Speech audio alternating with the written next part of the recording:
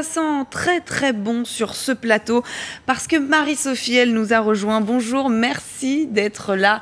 Naturopathe, spécialiste de la raw food, l'alimentation crue. Bon, tout d'abord, qu'est-ce que c'est ? Ah, l'alimentation crue, c'est une cuisine qui engage des aliments essentiellement végétaux. Donc des graines, des noix, des légumes, des fruits, des algues, des fleurs, des herbes, et qui ne passent pas jamais par les feux de la cuisson. Donc là, je vais vous faire des choses, vous n'avez même pas idée qu'on puisse faire des tartes, des crumbles, des raw tatouilles, puisqu'elles sont raw, comme la raw food, crue. Raw, brut, voilà, crue, c'est ça. Et ça sent bon, ça me fait plaisir, parce qu'il y a une franchise de parfum très bon, c'est vrai. Qui justement n'a pas été acidifiée, disons dénaturée au plan de la vitalité, mais aussi au plan organoleptique, par la cuisson. C'est ça, parce que vous avez montré que c'est bon pour le palais, mais aussi pour la santé. Ah oui, c'est génial. Il faut être, quand on mange comme ça, il faut être prêt à accueillir énormément d'énergie.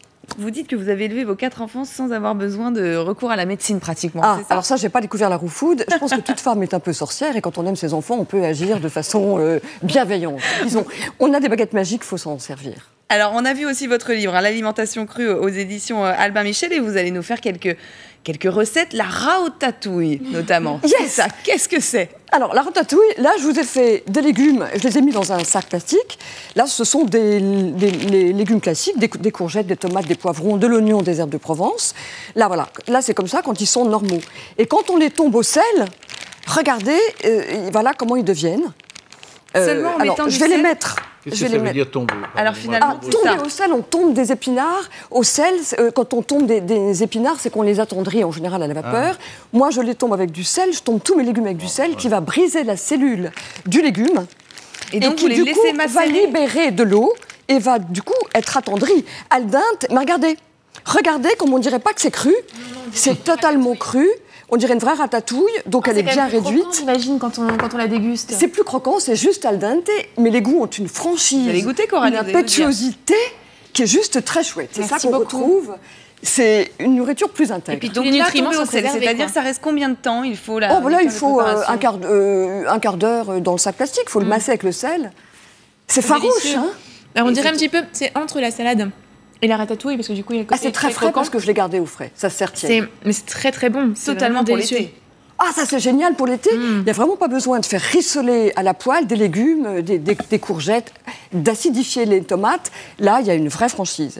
Et je vous ai montré, je peux y aller ? Oui, Et bien je vous ai sûr. montré comment on Allez-y. faisait Voilà, le des fond de tartes. tarte salé, Un fond incroyable. de tarte salée. Alors, j'ai préparé une vidéo. Voilà, elle va se lancer la vidéo. Allez-y, vous allez voir de toute façon. Lancez la vidéo en régie. C'est parti pour voir. Et voilà cette tarte salée crue. Donc. Voilà, alors là, je vous Fond de montre tarte. comment nous n'avons pas besoin d'engager de céréales, qui ne vont donc pas se coaguler à la cuisson, mais nous avons des graines oléagineuses, nous avons de la poudre de sarrasin, de graines de sarrasin germées, nous avons un peu d'huile de coco qui va assurer la solidification en durcissant au froid, Oui, à moins de et puis 25 des degrés. herbes, voilà. Donc là, on a des tartes sans déshydratation, qui ont juste été moulées Et qui se tiennent bien, quoi. et qui se tiennent très bien au froid.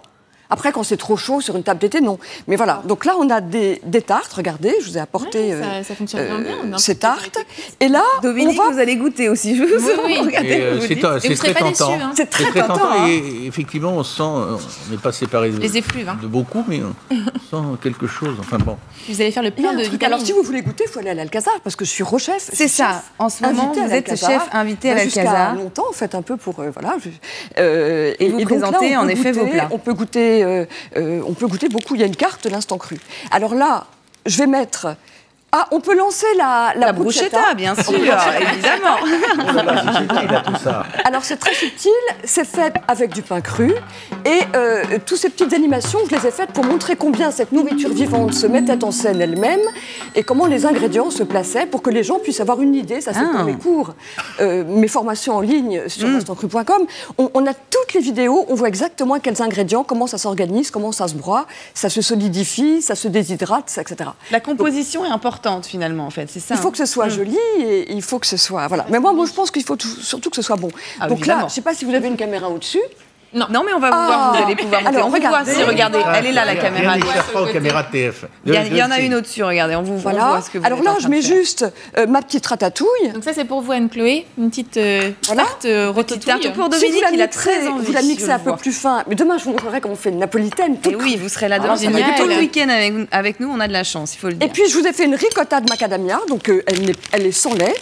Et Alors, là, sans lait. Ouais, donc là, on peut mettre... Ou alors, on peut mettre, regardez, je mets de la petit fond de ricotta tarte, de quoi. macadamia. Voilà, je mets ma ricotta de macadamia et je mets... C'est gourmand, en plus. C'est très gourmand. Alors j'insiste, la raw food a une réputation d'être excellente pour la santé, puisqu'il y a des cliniques aux États-Unis sûr.